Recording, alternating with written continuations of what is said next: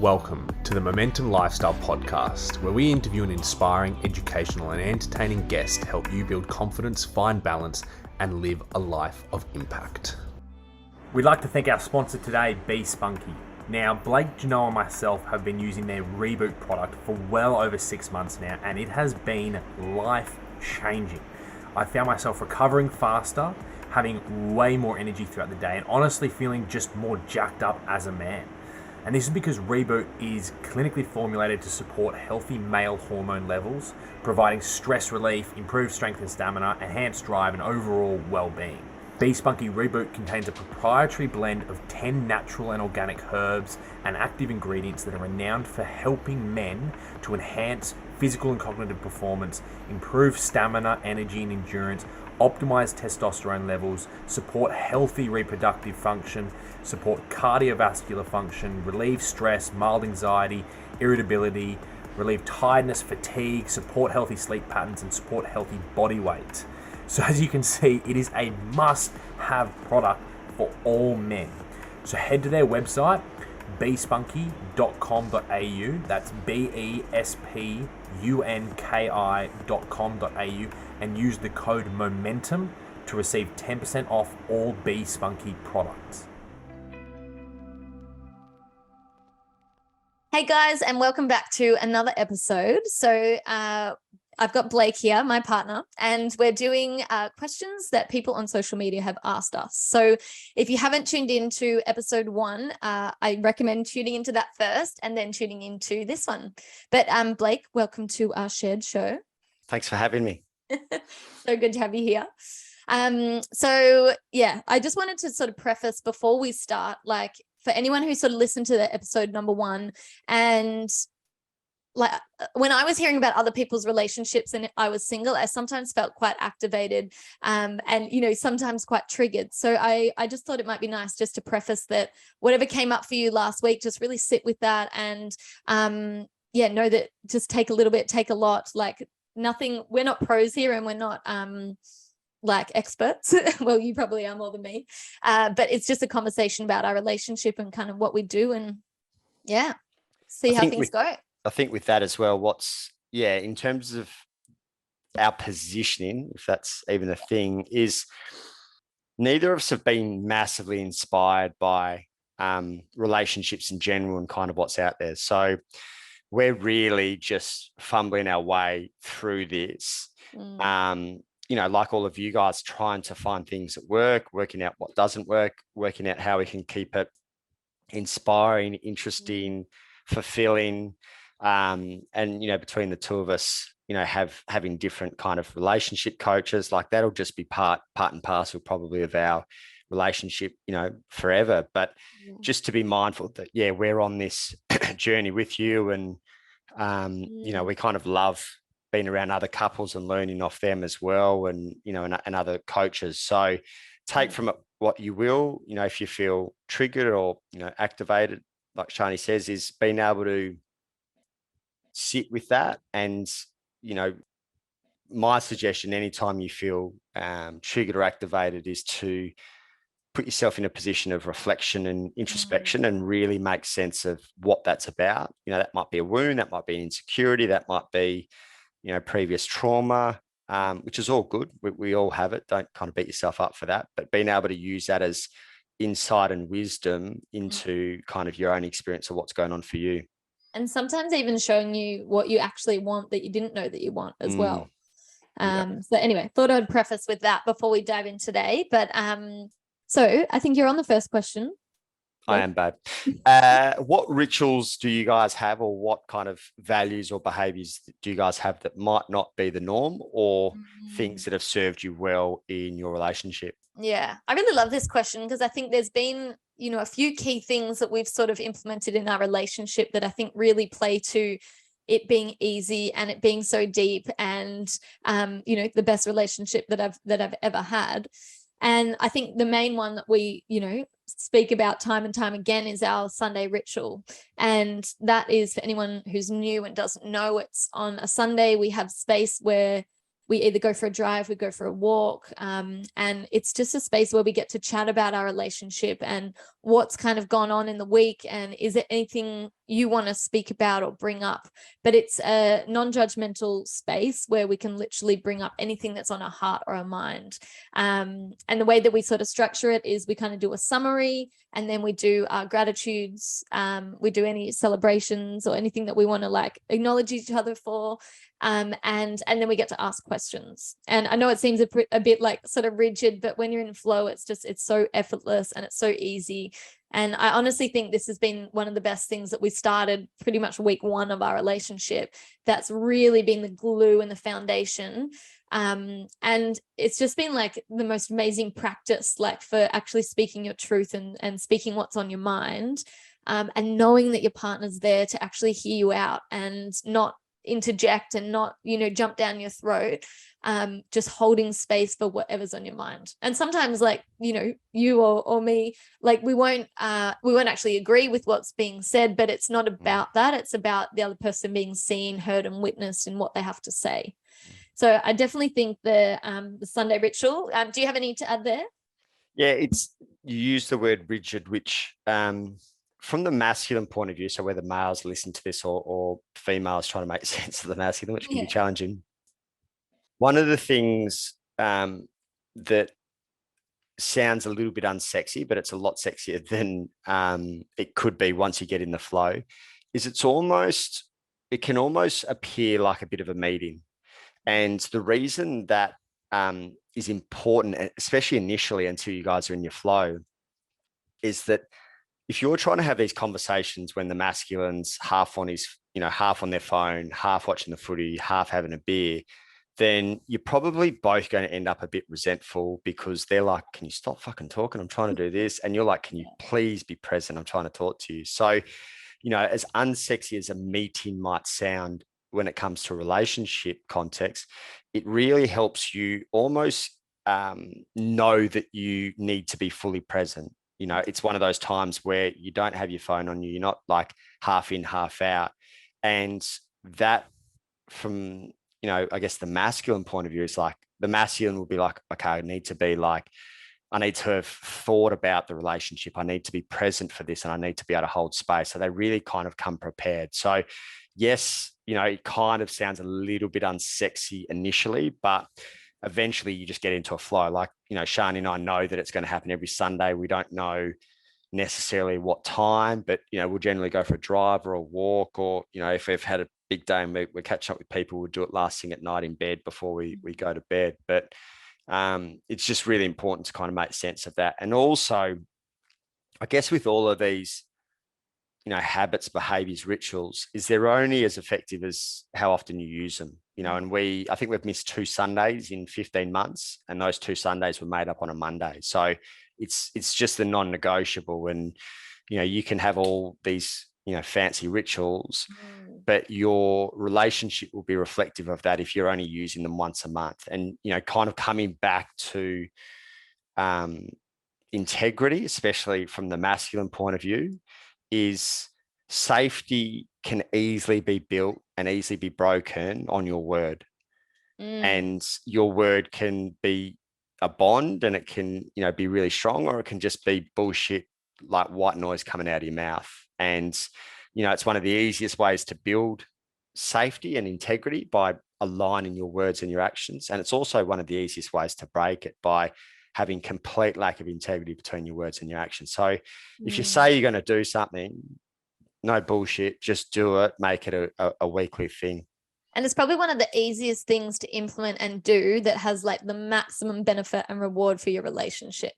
And I kind of wanted to speak to as well, like the way that we do it, like why we do it in the car, why we do it on a walk, is when you're actually in conversation, like in a vulnerable conversation, and it's not eye to eye, you actually, well, I find it's a lot easier to open up and really say what's on your heart, because you're not feeling like you're being, stared down. So, even for example, we did ours yesterday on Sunday, and we were lying on the beach, and we were both hand in hand lying on the beach and doing our ritual. So just having that space where you're present with each other, you're maybe sitting side by side, it just really allows you to like open up. And especially if the masculine struggles with either connecting to the way they're feeling or connecting to their words, that takes a lot of pressure off them by having that front on contact. Yeah. So even, if you're a parent and you're trying to get, your son to communicate, instead of sitting him down at a desk and being front on and that real kind of, I guess, almost like intrusive energy, to be able to drive with them side by side and connect with them, you might actually find that you have more success as well that way. So just I guess a little tip on how to do that. I don't know if you ever asked your parents for drinks growing up, but I would always do it when I was in the car sitting opposite, like sitting across from them, because it wouldn't be as intimidating. I'd be like, Dad, can I have some drinks tonight? Yeah. How many did Nico buy you? Oh, he gave me a 4-pack of cruisers, I reckon. Oh, God bless that man. Good on him. The next question. No, we haven't finished rituals questions. God, so other rituals that we do on a daily or weekly basis. So we do eye gazing and gratitude before we go to bed. So I know that sounds like super like faffy and whatever, but it is so powerful. And yeah, eye gazing for me is something I always felt uncomfortable with. And I felt like so vulnerable and I felt really awkward. But it's something that I literally just crave. And I'm so excited to, eye gaze with you and just sort of be in that intimate space. And it doesn't have to be for long. Like, I think we do it for a couple of minutes. And again, nothing is like, we need to do this. We need to do this. It's become so much a part that we both crave. And it's so embedded in our routine that it's just like brushing our teeth now. I think with that as well is, having kind of worked with a lot of couples and we're super lucky that this hasn't been a big part for us. I'm sure it will be at some stage with kids or, down the track, is if you feel like you're, passing ships in the night and you're not feeling that connected. And, for some, they might think they need to, go away for a week to reconnect or, have no kids or whatever for a full day on a Sunday. This is a 30-second to 2-minute way to connect before you go to sleep. And you literally might not have even had a chance to speak to each other, but, connection can happen in, something as quick as 30 seconds. So if you're, you feel like at times you're kind of passing ships in the night and you're like, fuck, I haven't had a chance to really connect with my partner for, a day, a week, hopefully no longer than that, then this might be a way that you implement, a piece to connect as well. Yeah. Are there any else in that little ritual space? I think, I know we spoke about sleeping in different beds and you kind of gave a little bit insight into that. I think the other thing that's big for us is, again, we want a really fulfilling, alive relationships. And, a component of that is a good, healthy sex life. And, one of the things to keep in mind, and we're going to go into kind of polarity in a sec, but one of the things to keep in mind is like space creates polarity, and being in each other's pockets too much neutralizes it. So it's actually a conscious effort to have space. And we actually, as strange as this sounds, when it comes to people's general relationship with space, I think, there must be something wrong, but we actually consciously look to implement it into our relationship because it helps with polarity, it helps with chemistry. So we're actually on the front foot with it as a way to, keep chemistry alive within the relationship. That's awesome. So should we speak to polarity and just like that sort of idea? Because I know that that's something we've kind of come up against, and I just thought it'd be really interesting to talk about, because it's so easy to sort of like slip into, a mismatch, and you're playing more into your, masculine if you're feminine and vice versa. And it can just create this like a bit like, ugh, feeling. So do you want to talk to that a little bit more? Yeah, absolutely. I'll talk to the feeling that you're talking about is, for those that haven't heard the term polarity, it's essentially as simple as like polar opposites. And in order to keep kind of good energetics and good chemistry within the relationship, it's important that there's polarity. So, generally speaking, the feminine or the female will be stronger in the feminine energy, and generally speaking, the male will be stronger in the masculine energy. My personal opinion is this is getting really blurry and neutralized these days in terms of the masculine becoming a bit more feminine and the nature of the world that we're living in, the feminine becoming a bit more masculine. So it's really important to think of ways to create more polarity in your relationship, and just be mindful of when you are neutralizing that, and the, I guess, downside of what that can do to chemistry and your sex life and things like that. And we've come up against it a few times. I think from my side of things, the masculine can fall away sometimes before an event. So if I'm really kind of deep in it, in the lead up to, an Ironman, a half Ironman, a marathon, whatever it might be, is generally I get a bit tired and I'm not as present, and I kind of slip out of the masculine a bit more, which I'm mindful of. And, Shani brought it up in one of our journeys, which I wasn't actually aware of up until that case. So I know that's one of the ways that I can kind of slip out of that masculine energy as well. What about you, babe? Well, I sort of find if I'm super in work mode, if I haven't sort of taken that time to like switch out of like being, in work, or say like if things have been a little bit tough and I've had to be really in my head, I'm super out of my body and I'm quite sort of like hardened up in my energy.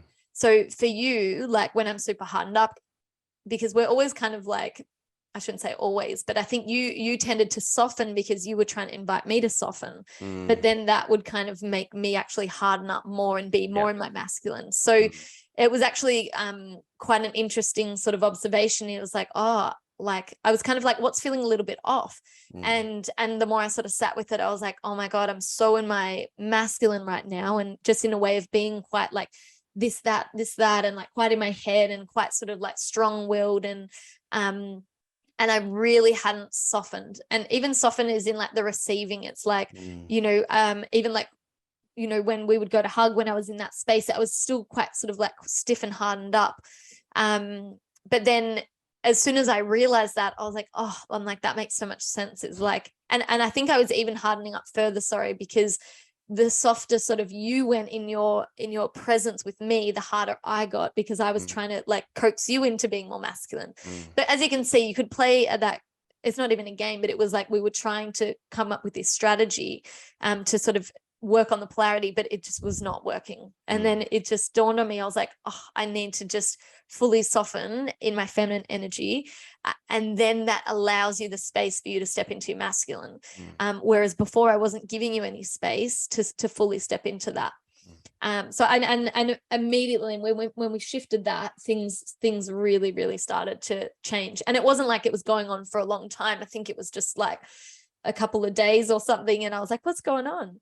But and even on that, there can and there probably will be times where you change roles, but you've got to be mindful that it's not a long-term thing. So what that might look like, and you and I haven't actually spoken about this, but I realized the other day, is Shani was developing my website for me, which which would naturally have her more in her masculine, and I was still in my masculine then, and we actually clashed a few times when we were putting together my website. So what probably would have served that situation a little bit better is for me to step into the feminine a little bit more while she was in the masculine, telling me how to do the website, which she knows a lot better about than I do. So yeah, cool. It might be a short period of like an hour where she's walking me through how to use my website and what to do, and then reverse back into that as well. So you want to be mindful, the nature of the world that we're living in is, if you're in business mode as a female in the feminine,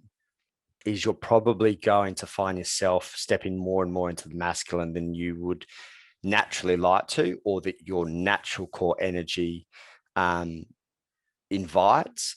But what can you do to transition that when you go home? Because otherwise you take that masculine energy home and you're likely to clash with your partner. So if we're talking heterosexual for this situation, you're likely to clash with two of you in the masculine. So it's probably something that you have to be consciously choose to transition in and out of initially, and then you'll be able to kind of unconsciously do it, over an extended period of time. Yeah. And I love those little rituals. Like it might be like turning on music for me after work, or having like a little like space of kind of like a transitional space where I can actually like drop out of like just being in my masculine and actually then just softening. And it literally could be as simple as like, you know, when we see each other after work, it's like, it's a hug. It's like my head's on your chest. We just take a little moment and then it's like, then we can kind of go into it. But just those little like anchoring moments that makes you realize, oh, I don't need to be in my masculine right now. I can soften. You tend to drop very well and very quickly into your feminine when you're out in nature. So if you've had a solid day with work and you go for a walk or whatever, you're able to kind of soften and drop in pretty quickly there as well. We've been doing like a walk, you know, in the Arvo, you and me, and that's been so nice because that's both the transitional period for us to kind of get out of like work mode and just into us mode, and yeah, being in nature's amazing. The next question is one that I can completely understand with the type of stuff that we post on social media. People have lots of questions around is, do you believe in getting married? So I don't like the idea of, well, I shouldn't say I don't like the idea. Like, yes, I want to get married to you, but I want to make it our own, if that makes sense. Like, I think, you know, we've both come from divorced parents, which, you know, I wouldn't have it any other way. But I know that the person who I'm going to be with, I want to be with forever. So it's like, yes, marriage is one day, one piece of paper, you know, 2 rings, whatever it is. But I really want to create something that is so uniquely ours and that we're doing everything we can to choose one another and, you know, be that partnership that what we're talking about before. But yeah, like kind of like marriage, the idea for me is like, I'm not going to be in the big puffy white dress and I'm not going to, you know, be in the church and I'm not going to be your property. So to such in like marriage is literally that. It's like, you know, you're one another's property. I just want to make it so uniquely ours that it just feels authentic to us. I mean, when you break it down, it's kind of a bizarre process that most of us follow in that we try to put a contract together for love, which just doesn't make any sense if you kind of look at it on that level. And even from a vows point of view, I think we would be really mindful of not using the kind of traditional vows. We'd definitely be more keen to make them our vows. And do us not part.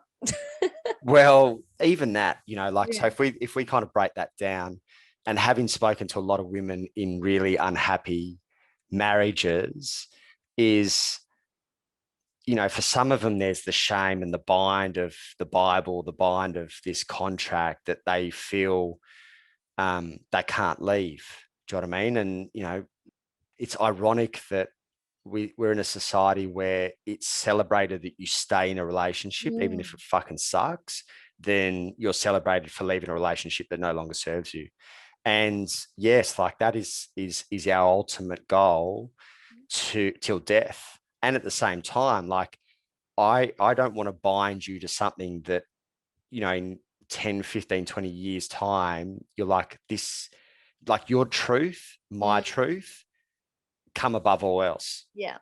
And if that, for whatever reason, fuck, I'd be absolutely shattered. But if for whatever reason that meant that like us wasn't your truth anymore, then I would want you to honor that. Like for me, that's what, if you really look at it, that's what proper love is. Yeah. You know what I mean? It's unconditional and it's like, you choose yourself first. Yeah. So there's a few vows and a few things that we would do a little bit differently. And, you know, beyond marriage is we'll probably end up doing our relationship a bit differently. And we don't know.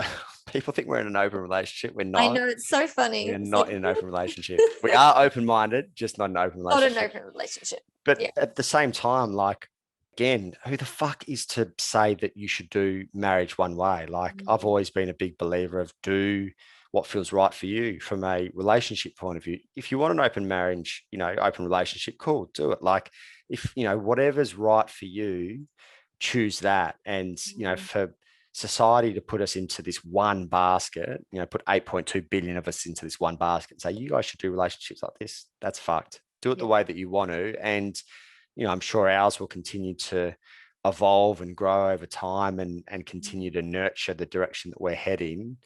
And that's, for me, the most important thing. Yeah, I love that. So what has been the biggest challenge for us? There's a question above that. Do you want me to? No, we just did the do you believe in getting married? what's your biggest lesson? Oh, yeah. Sorry. Do you want to go first? The biggest lesson from one another. So I was kind of sitting with this today and I had an idea, but I also was just seeing what else wants to come through right now.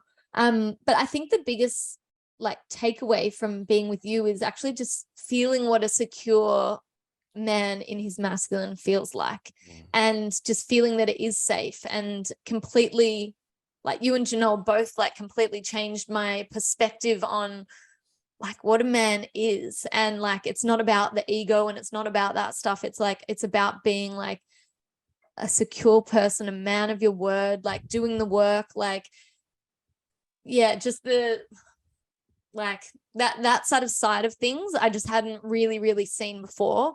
And it was just so amazing for me to like really just witness that and just feel safe in that as well. So maybe that wasn't the biggest lesson, but it was definitely the biggest takeaway. I'm just tuning in to see what else there was. I think for me as well, it was just like knowing that what I wanted was out there, and like I had dreamt for so long about having this sort of relationship, and then like seeing you rock up and just you were everything that I wanted plus everything I didn't even know I wanted. And just that was so expansive in itself. Like yeah, I'm sure so many more things will drop in as well. Yeah. What about you? I think like the obvious one that stands out to me, and it's a theme that I know a number of your good friends see in you as well, is just a level of heart and joy and love that I don't think I've ever experienced before. And that in itself has been super healing for me. It's I think, there's still so many layers for me to kind of move through, but it's been a common theme where I haven't felt accepted, like through large portions of my life, and just to be in a relationship where I don't only feel accepted but kind of loved, for me is as nourishing and healing as anything I've experienced. So that would probably be the biggest one. I love that. Thank you. That's right, babe. So, and then our last one that I jumped to before. You did. So what's been our biggest challenge so far? Well, this is not something that we've spoken about like public, but we both sort of decided that it was something we wanted to speak about, and just from a place of, opening up the conversation and just normalizing it as well. But I'm just putting a trigger warning on this one. But we had a termination in, I think it was like September of last year. And that was hands down like the biggest challenge that we had. And I think it was really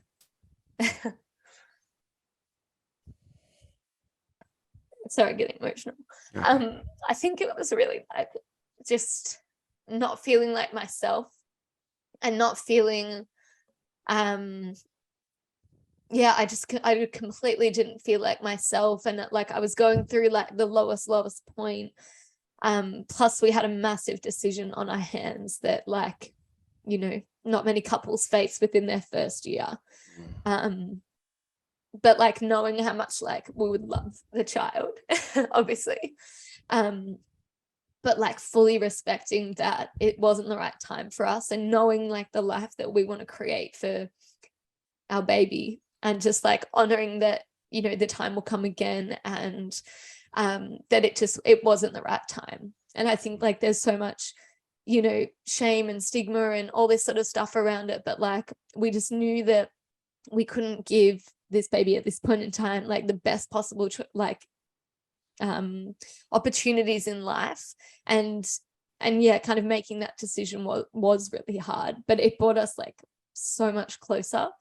It was a really hard thing to go through, but like I don't regret it for a second. And I just like, yeah, I know how pivotal it was in our journey together at that time as well. And just seeing like the support that you gave for me, and like, again, it wasn't like you were like, either way, like we'll make it work. Like it's, you know, yes, you wanted certain things as well, but like he's like, whatever your decision is, like I'll be here for you. And I think just like having that security and that love and support it's not anything that I've really experienced from a partner before. And it just made me feel so safe in that I even had a decision as well, like outside of our decision. Like if I wanted to keep it, or if I didn't want to, like it's my body, like I do have that choice. So I'm super grateful for you for giving me that space and supporting me through that. And having spoken to other blokes and having spoken to other couples that have been through this, it's really hard to know.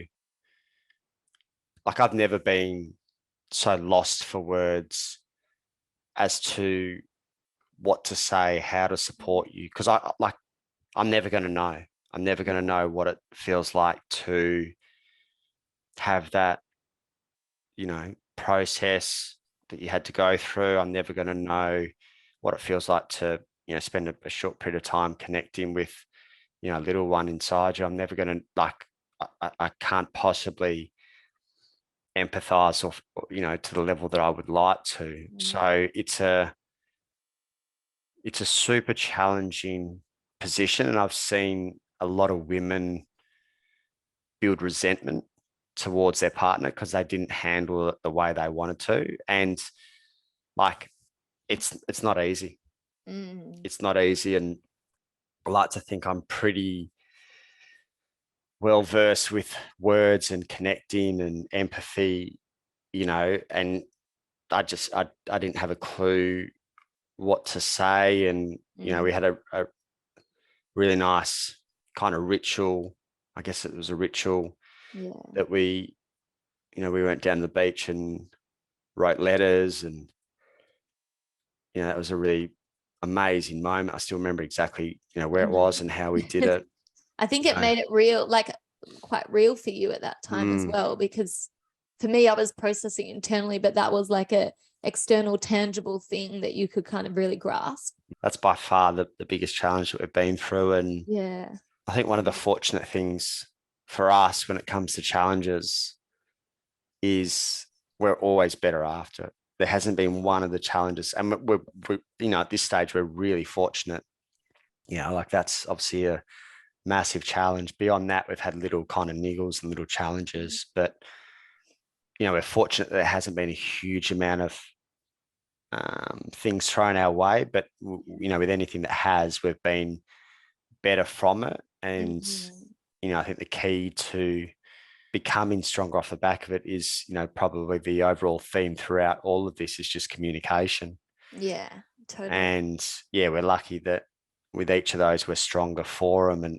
And that feels really good for the future in terms of knowing that, you know, when there is a challenge, we connect over it. We grow from it, learn from it. Yeah. And also, like, you know, in a situation like this, we grieve from it, because had we not done that, you know, we might not have, consciously or unconsciously, we might not have moved on and cleared our energy towards each other and cleared our energy towards the situation, which, again, I know, you know, having spoken to other couples, I know that's a thing. Like, they didn't verbalize the resentment that they had towards their partner, or they didn't verbalize what they were going through. And here they are 18 months further down the track, and they've got this underlying resentment towards the partner for something that the partner doesn't even know really what's going on. So again, you know, to my brothers out there who had, like, been in this position or may be in this position in the future, like, again, you know, I was lost for words. And still, like, even now, what is it, 9 months on, if I had to communicate it in a way, I'd still be a bit lost for words, because I could never fully understand how that felt for you, you know, and you obviously communicated as best you could. But I was just so mindful of not wanting to be, you know, obviously always come from the right place, but super mindful of not wanting to be insensitive to how you feel and the decision that was made. And But yeah, it's hard to find language for it. Totally. And like, I know that I was super lucky to go through that whole process, with you by my side. And like, I know there's a lot of women out there who did go through that process with, maybe their partner not even knowing, or an ex not even knowing, or, maybe just a random. So just, acknowledging anyone who's been through that process and just like how tough it is. And hopefully by sharing that can help a few people on their journey as well. We're obviously mindful that it's a super sensitive topic. Yeah. But we're also have been big believers in creating safe places for people to experience whatever they need to experience. There's no judgment here, whatever decision you choose to make. And unfortunately, it's an interesting world that we live in where there is a lot of judgment from the decisions that people make. But, if there's one thing that we'd want to pass on is, what can you do to create a safe environment for your partner? What can you do to create a safe environment for, friends and family? And there's a lot of lonely people out there that don't have any safe, non-judgmental spaces. And we're big believers that it's probably one of the, most important things that you can create in your world. So that doesn't have to be done on a grand scale. That can just be done on a micro level at home, with your partner, or with your, with your one of your brothers, or with, one of your sisters, whatever that might be, is just to allow them to be seen and feel safe and supported, whatever that looks like. Beautiful. Awesome. Well, So guys, good. I feel weird ending on that note though. I'm like, is that too heavy to like drop the bomb? That's all right. Everyone will survive. Everyone will survive. Guys, hopefully we got, or hopefully you got something from it. Yeah. Feel free to reach out. We'd love to hear what your biggest takeaway is from it. And, we're always available for kind of chats, and, whether it's Instagram, you want to shoot us a message or whatever. We kind of love hearing from you guys. And also if you have any other questions as well, like for a future ep, like, I've had so much fun doing this. So if there's any questions or anything you want to know more about, like drop us a DM, and we can do an episode 3 for shizzle. Beautiful. Thanks guys. See you next week. Thanks guys. See ya. Bye. Thanks for tuning in this week. As always, if you enjoyed listening, please leave a review, give us a shout out across socials, or share with a friend so that we can continue to share these incredible conversations with more and more people.